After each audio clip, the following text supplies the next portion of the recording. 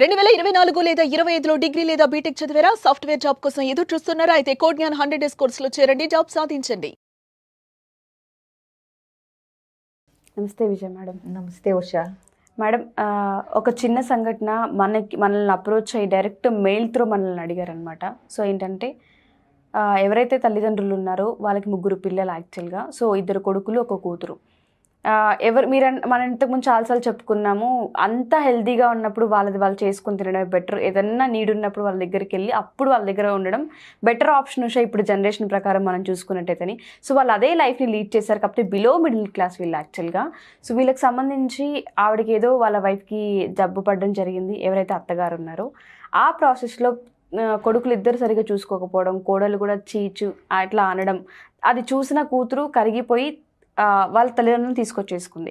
So ఇప్పుడు ఏదైతే ఆస్తి పంపకాలు జరుగుతున్నాయో ఈ ప్రాసెస్లో ఎక్కువ వాట కూతురికి చూసుకుంటుంది కదా, ఇంకా చూసుకుంటుంది కదా అన్న ప్రాసెస్లో తనకి ఎక్కువ ఇవ్వాలని, కొడుకురికి కొంచెం తక్కువ ఇవ్వాలని ఆలోచన ఆ తల్లికి కానీ ఆ తండ్రికి కానీ ఉంది. సో ఆ ప్రాసెస్లో వీళ్ళైతే యాక్సెప్ట్ చేయట్లేదు దాన్ని ఏ విధంగా చూడొచ్చు అంటారు? అసలు ఆ తల్లిదండ్రులకి ఆ సజెషన్ని మీరు ఏ విధంగా ఇస్తారు? అసలు ఇలాంటి వాళ్ళకి సజెషన్స్తో సరిపోవషా, బాగా ఎవరన్నా ఉండి గట్టిగా ఏదన్నా బుద్ధి చెప్పాలి. ఇప్పుడు తల్లిదండ్రులను చూసుకోవాల్సిన బాధ్యత వాళ్ళకి ఆస్తిపాస్తులు ఉన్నాయా లేదా అన్న దానితో సంబంధం లేకుండా చూసుకోవాలి.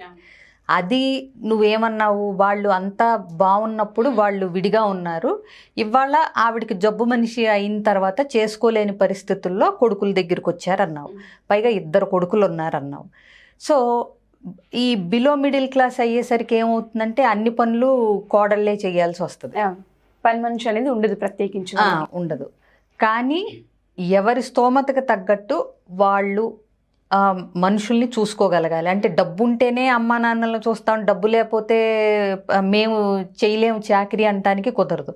మరి ఇన్ని రోజులు ఆవిడ పెంచి పెద్ద చేసినప్పుడు కూడా అదే బిలో మిడిల్ క్లాస్ లెవెల్లో అదే అన్ని పనులు చేసే కొడుకుల్ని పెంచారు కదా, పెంచారు. వాళ్ళు కూడా చక్కగా కాలానికి తగ్గట్టుగా పెళ్ళిళ్ళు చేశాం కదా, 2 కొడుకులు ఉన్నారని చెప్పి వెళ్ళి ఉండిపోకుండా వాళ్ళు బ్రతకగలిగినంత కాలం స్వశక్తి మీద బ్రతికారు.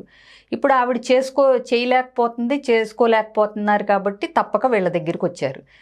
ఉన్నంతలో బాగా చూసుకోగలగాలి. అవసరమైతే గనక కోడళ్ళిద్దరూ ఒక దగ్గరే ఉంటే గనక ఒకే ఊర్లో కానీ ఒకే ప్లేస్లో కానీ ఒకే ఇంట్లో కానీ పక్కపక్క ఇళ్లల్లో కానీ ఉంటుంటే గనక కొన్ని బాధ్యతలు ఇద్దరు పంచుకోవటం, కొన్ని రోజులు నువ్వు ఈ పనులు చెయ్యి, నేను ఈ పనులు చేస్తాను, లేదా నువ్వు ఇట్లా చెయ్యి, నేను ఇట్లా చేస్తాను అని సర్దుకుపోయి అత్తగారిని మామగారిని ఎలా ఉన్నంతలో బెటర్గా చూసుకోవాలనే కాన్సెప్ట్తో ఉండాలి తప్పితే మేము చాకరీ చేయలేము మేము అంటే ఇంకా వాళ్ళకి చేసేదేం ఉండదు. ఇంకా అంటే బుద్ధి లేని వాళ్ళకి మనం ఎంత చెప్పినా అది వాళ్ళ బుర్రలోకి ఎక్కదు.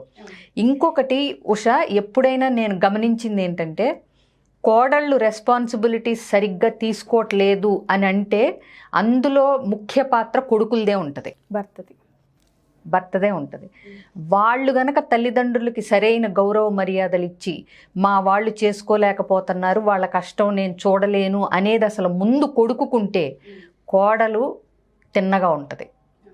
ఎప్పుడైతే కొడుకుకే అంత పట్టింపు లేదో, నిర్లక్ష్య భావన ధోరణి ఉందో, కోడళ్ళకి ఆటోమేటిక్గా స్లోగా ఇదివరకు బాధ్యత ప్రకారం చేసే కోడళ్ళు కూడా స్లోగా ఎప్పుడైతే కొడుకు సరిగ్గా చూడట్లేదు, కొడుకుకి అంత లక్ష్యం లేదు అని తెలిసిందో కోడళ్లలో కూడా స్టార్ట్ అవుతుంది, ఆ ఉన్న బాధ్యత ఇవన్నీ పోతాయి.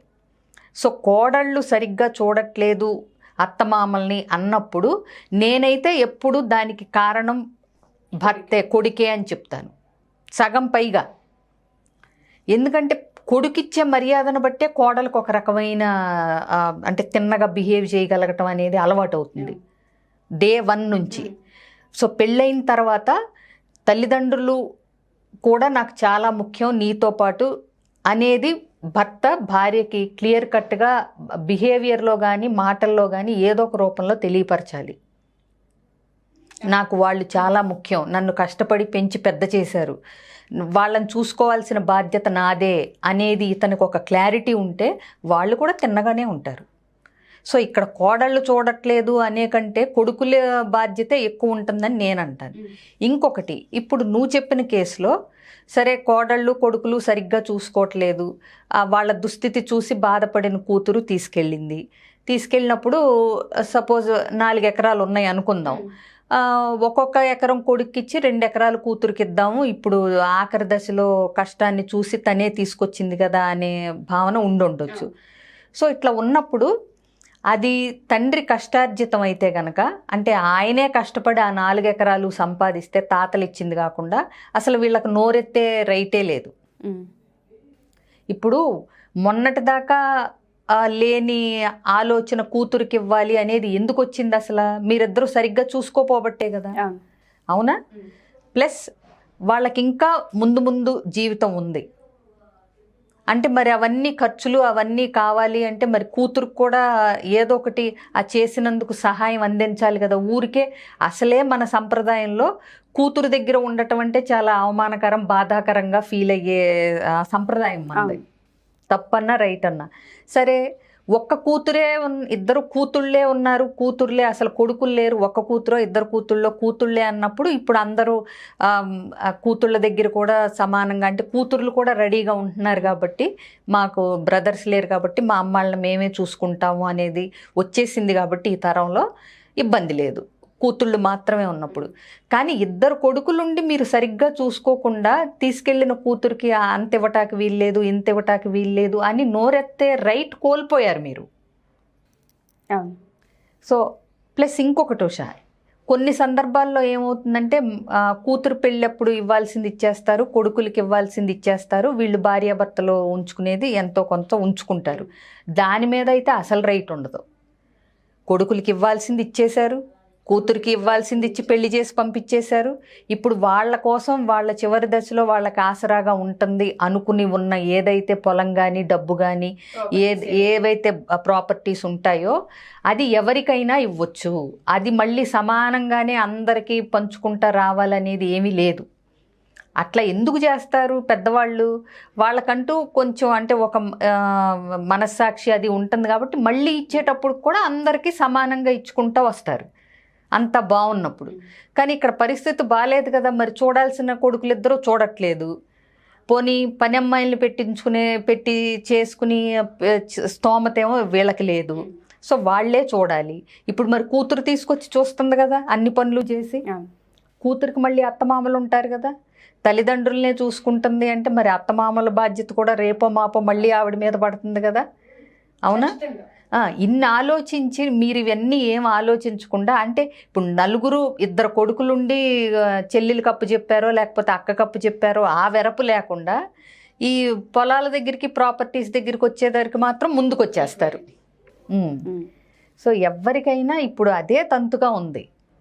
సో పొలాలు ప్రాపర్టీసు డబ్బులు పంచుకునేటప్పుడు బాధ్యతలు కూడా పంచుకోవాలనేది వాళ్ళకి తెలిసి తీరాలి కదా. ఇక అది కూడా తెలవని మూర్ఖులకు మనం ఏం చెప్పలేం.